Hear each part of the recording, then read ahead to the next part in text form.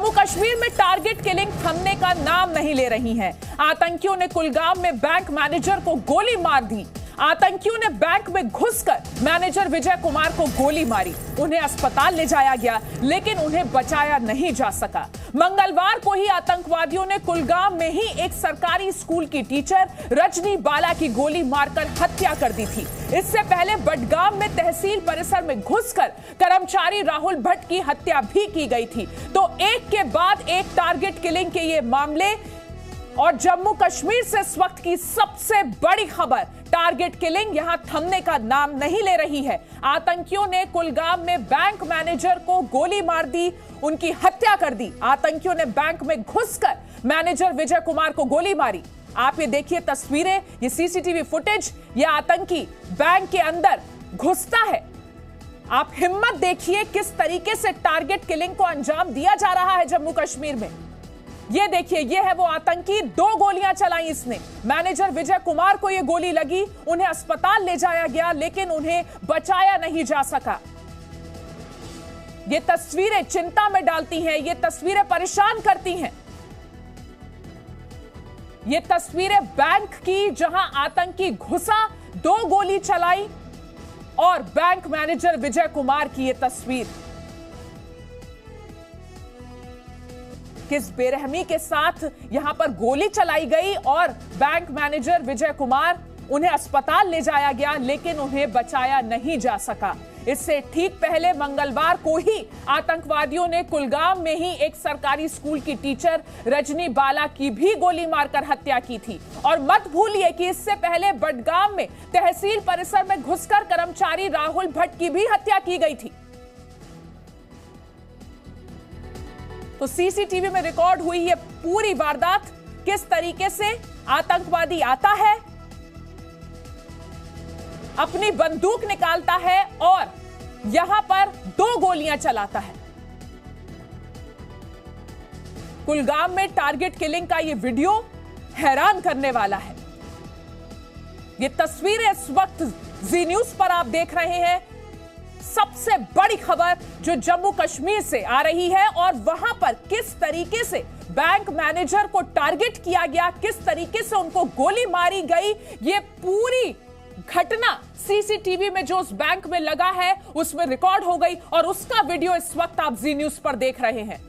ये exclusive video इस वक्त हम आपको दिखा रहे हैं, जम्मू कश्मीर का ये वीडियो, और टारगेट किलिंग का सिलसिला जम्मू कश्मीर में रुक नहीं रहा है। एक के बाद एक चुन चुन कर टारगेट बना बनाकर आतंकवादी लोगों को मार रहे हैं। ये आपको 4 तस्वीरें हम दिखा रहे हैं। कुलगाम की ये तस्वीर जहां पर गोली मारी गई, किस तरीके से बैंक में घुसकर हत्या की गई, ये आप देख सकते हैं। और हत्या का विरोध शुरू हो गया है, प्रदर्शन कर रहे हैं, लोग सड़कों पर आ गए हैं। और विजय कुमार राजस्थान के रहने वाले थे और यहां पर बैंक में मैनेजर के पद पर कार्यरत थे, और जिस तरीके से टारगेट करके विजय कुमार को मारा गया, वो कई सवाल खड़े करता है। कुलगाम में आतंकवादियों ने किस तरीके से बैंक में घुसकर बैंक मैनेजर विजय कुमार को गोली मारी, वो हम आपको दिखा रहे हैं। और उसके बाद अब विरोध शुरू हो गया है, सड़क पर लोग उतर आए हैं और इस हत्या का विरोध कर रहे हैं। साथ ही साथ टारगेट किलिंग जिस तरीके से आतंकवादी कर रहे हैं, एक के बाद एक, इसका भी विरोध तेज होता जा रहा है। तो ये 4 तस्वीरें आपको पूरी खबर समझा देंगी। पहली तस्वीर में हम आपको दिखा रहे हैं किस तरीके से कुलगाम में गोली मारी गई, बैंक मैनेजर विजय कुमार को गोली लगी, उनको अस्पताल ले जाया गया, लेकिन उन्हें बचाया नहीं जा सका। और आप देखिए, हिम्मत देखिए आतंकवादियों की कि बैंक में घुसकर दिन दहाड़े इस तरीके से टारगेट किलिंग को अंजाम दे रहे हैं। इस हत्या का विरोध किया जा रहा है, लोग सड़कों पर आ गए हैं। और आपको बताते हैं कि विजय कुमार कौन थे, राजस्थान से वो आए, किस तरीके से बैंक में कार्यरत थे, ये हम आपको बता रहे हैं। कुलगाम में देहाती बैंक के मैनेजर थे विजय कुमार, हनुमानगढ़ राजस्थान के रहने वाले थे, राजस्थान के निवासी थे, जो यहां पर कुलगाम में कार्यरत थे। 21 साल के थे बैंक मैनेजर विजय कुमार। इतनी यंग एज में इस तरीके से आतंकवादियों की गोली का शिकार हुए, और 2 साल पहले ही उनका कश्मीर ट्रांसफर हुआ था। कुछ दिन पहले कुलगाम आए थे, 2 साल पहले कश्मीर उनका ट्रांसफर हुआ, और कुलगाम वो कुछ दिन पहले ही आए थे। और सबसे ज्यादा दुखद बात, 45 दिन पहले ही विजय कुमार की शादी हुई थी। आप अंदाजा लगाइए किस तरीके से नागरिकों को यहां टारगेट किया जा रहा है। और विजय कुमार जिनकी टारगेट किलिंग की गई, उनसे जुड़ी तमाम जानकारी इस वक्त हम आपको दे रहे हैं। तो राजस्थान के थे और जम्मू में कार्यरत थे विजय कुमार। देखिए, पिछले 25 दिनों से मैं भी कश्मीर में था। पिछले हफ्ते, पिछले 25 दिनों से कश्मीरी पंडित सड़कों पे चिल्ला रहे हैं, चीख रहे हैं कि हमें रिलोकेट करिए, और जितने भी माइनॉरिटी कम्युनिटी के लोग हैं वहाँ कश्मीर में, उनको रिलोकेट करिए जम्मू में और जम्मू के बाहर। लेकिन सुना नहीं जा रहा है हमारे चीख को, हमारे पुकारों को, हमारे चिल्लाने को, और टाइम जाया किया जा रहा है। जम्मू कश्मीर की जनता मोदी जी की जय जयकार कर रही है, तो इन कायर दरिंदे पाकिस्तानियों को ये चीज हजम नहीं होती और वो बेगुनाह लोगों का कत्ल करते हैं। महिलाओं का, छोटी छोटी बच्चियों का कत्ल करके पाकिस्तानियों ने जघन्य अपराध किया है। पाकिस्तान को इस जघन्य अपराध की, इस महापाप की भारी कीमत चुकानी पड़ेगी। इन आतंकवादियों का सफाया करेंगे। तो आपको दिखाया किस तरीके से रिएक्शंस आने शुरू हो गए हैं। अशोक पंडित कह रहे हैं कि जो कश्मीरी पंडित हैं उनका रिलोकेशन होना चाहिए, और रविंद्र रैना की भी आपने बात सुनी। लेकिन सबसे बड़ा सवाल कि किस तरीके से एक के बाद एक ये टारगेट किलिंग हो रही है, हम आपको दिखा रहे हैं। अब से 2 दिन पहले ही मंगलवार को कुलगाम में ही एक स्कूल टीचर की गोली मारकर हत्या की गई। मंगलवार की ही ये वारदात है। सरकारी स्कूल की टीचर थी रजनी बाला, जिनकी गोली मारकर हत्या की गई। और इससे पहले बडगाम में तहसील परिसर में घुसकर राहुल भट्ट की भी हत्या की गई थी। और कश्मीर में जो टारगेट किलिंग हो रही है एक के बाद एक, उसकी जानकारी हम इस वक्त आपको दे रहे हैं। ये देखिए, 12 मई को राहुल भट्ट की हत्या की गई। कश्मीर में टारगेट किलिंग की जो एक के बाद एक लिस्ट लंबी होती जा रही है। 12 मई को ही रियाज अहमद की हत्या की गई।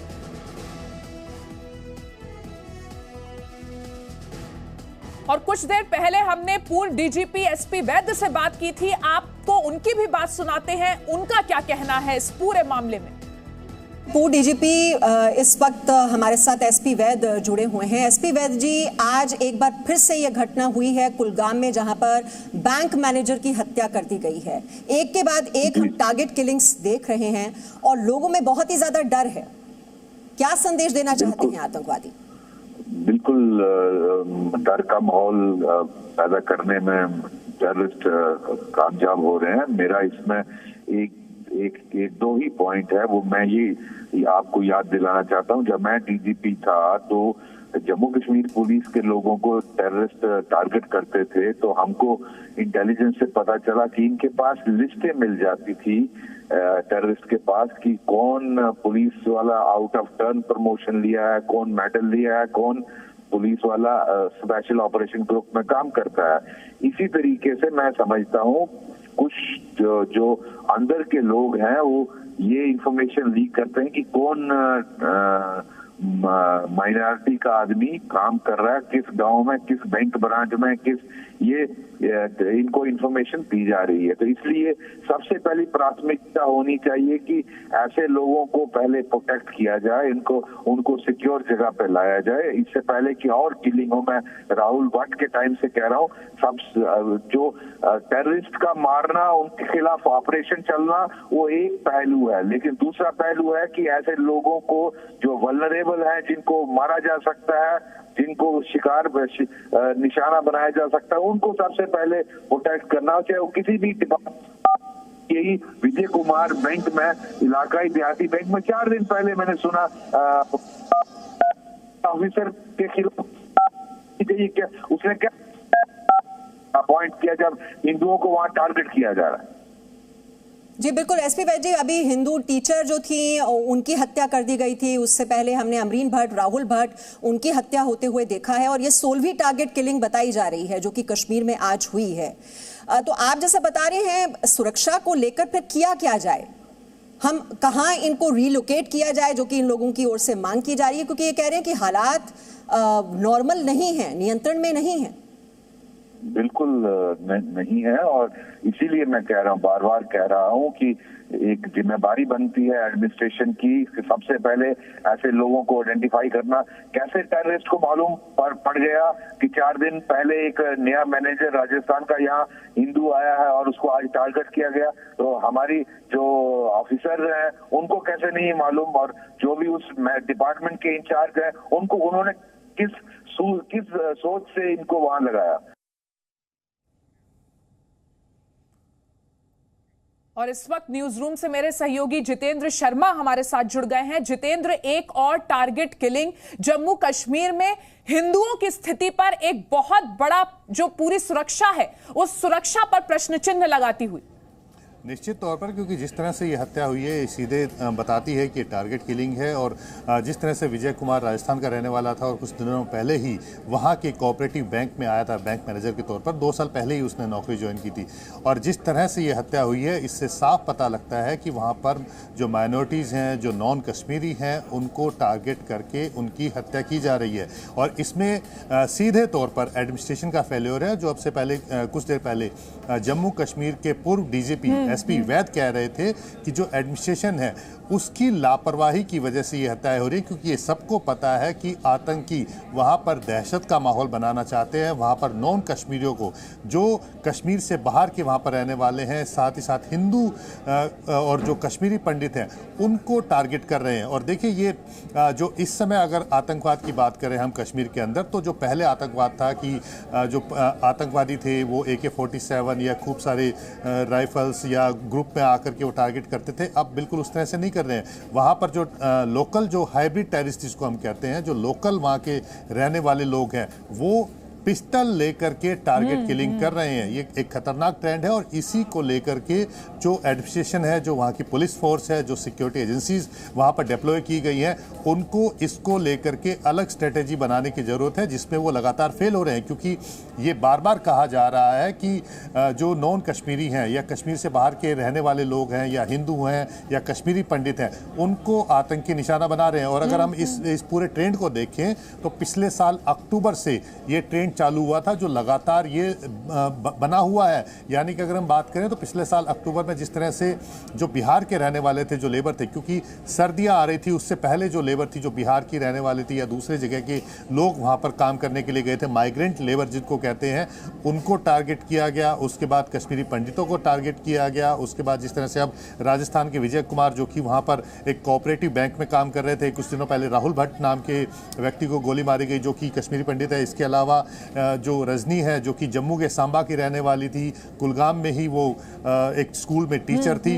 तो इस तरह के लोगों को टारगेट करके मारा जा रहा है। और इसमें अगर आप ट्रेंड को देखेंगे आप, तो कोई भी ऐसा आतंकी नहीं था जो कि AK-47 या राइफल या ग्रुप में आकर के एक ब्रस्ट फायर करके जा रहा है। ऐसा कोई भी टेररिस्ट नहीं है। वहीं के लोकल टेररिस्ट हैं जो टेररिज्म में आए हैं, जिनको कॉन्ट्रैक्ट दिया गया है कि आपको जो माइनॉरिटी है या फिर जो नॉन कश्मीरी है उनको टारगेट करके मारना है। एक पिस्टल उनको पकड़ा दी जाती है, वो जाते हैं। बाकायदा जो ट्रेंड भी हमने देखा है उसमें बाकायदा ये फोटो खींचते हैं और उसके बाद ये फोटो जिन्होंने काम उनको दिया होता है वहां तक पहुंचाते हैं और उसके बदले में पैसे लेते हैं। तो एक ये जो नया ट्रेंड वहां पर शुरू हो चुका है, इसको रोके जाने की जरूरत है। इसको रोकने का मतलब ये नहीं है कि जो इस समय जम्मू कश्मीर एडमिनिस्ट्रेशन या फिर वहां की जो पुलिस फोर्स दिखाती है कि हमने 2 दिन के अंदर टेररिस्ट को मार दिया जिन्होंने हत्या की थी।